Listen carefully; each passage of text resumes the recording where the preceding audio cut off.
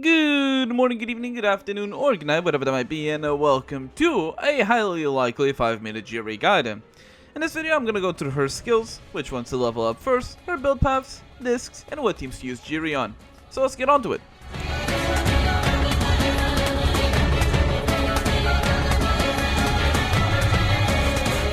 Gerie is a Terra Vanguard main DPS focused on using your skill to cause damage and activate her lethal status to gain bonus effects. Like Chitose, Gerie has two build paths that both use your auto attack and skill, so leveling up both of those will be beneficial, with her ultimate being an extra bit of damage that you can level up after maxing the previous two. In this case, you should ignore your support skill, as Gerie should never be played outside of the main slot. Let's first focus on her auto attack build, which is my preferred build with Gerie.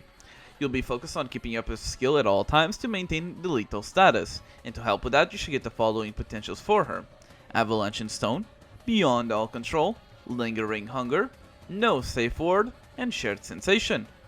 For discs, premium is going to be Gerie's signature, the Lost Pilgrim, Cataclysm Terra disc, colors Pierce the Grey, and for the last main disc you'll want the Grant one, aka the Battle Pass one, called Dancing with the Bones. Use these 4-star options in case you don't have any of the 5 stars in the order that you see the screen. Which, in case you're missing those two, replace them with the 3 stars you see on screen too, following their order as well. This build path is currently my recommended build for Gerie, as it is more consistent, has better AoE, and on the current hardest mode, Boss Blitz, the amount of hits seem to have a better result at breaking the boss's resilience to be able to deal extra bonus damage for higher scores. For the second build, and I'll be honest, my least favorite due to her AoE limitations, is her skill damage build. This is all about throwing your iron cage into the enemies and linking enemies to the cage to deal overtime damage to those linked.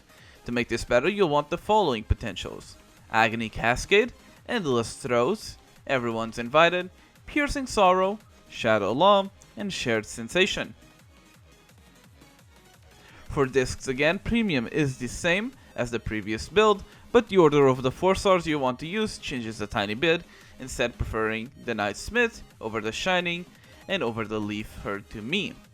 With 3-star disc also having a slight difference as well, you'll still want Fortitude, but now instead you also want Indigo Sunset and Starlit Hope for their skill damage bonuses. For teams, there's realistically only 2 teams, with one of them being in a weird spot at the moment as of the recording. Her first team is Mono Terra with Ridge and Nazuna.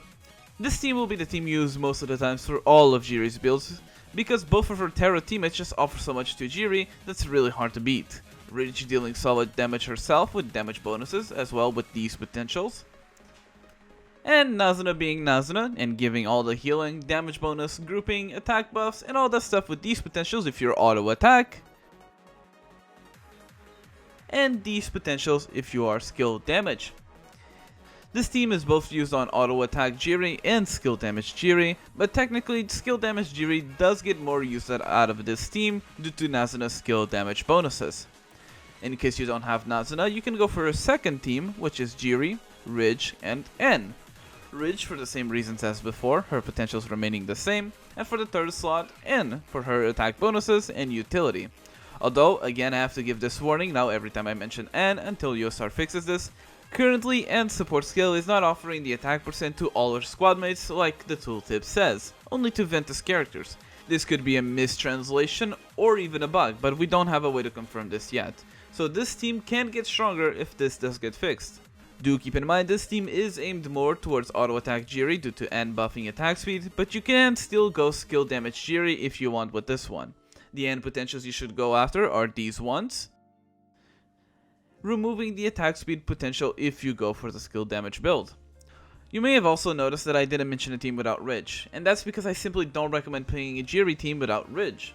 She simply adds so much to Gerie that the difference between a Ridge and no Ridge team is night and day, due to Ridge doing around 30% of the overall damage in Terra teams, and without her, the team loses a substantial amount of damage. And also because there's not really an off-field damage dealer that you'd want at the moment, with at most you can go for a hyper carry Gerie by adding N and Nazuna together, but for Gerie, you always at least want one other Terra character, because otherwise it's kinda cooked. In conclusion, Gerie is an awkward spot. Her best support is Nazuna that wants to buff skill damage, but Gerie's skill damage is clunky to use due to its limitation AoE and hit count, so keep an eye out for any Terra supports in the future that are aimed at buffing auto attack damage. Overall, my recommendation is going to go for the auto attack build since it's currently the least clunky build and the strongest in boss blitz game mode. Anyways, that's it for the highly likely 5-minute guide video for Gerie. If you have any questions, feel free to ask them on the comments and tell me what character you want the next guide for.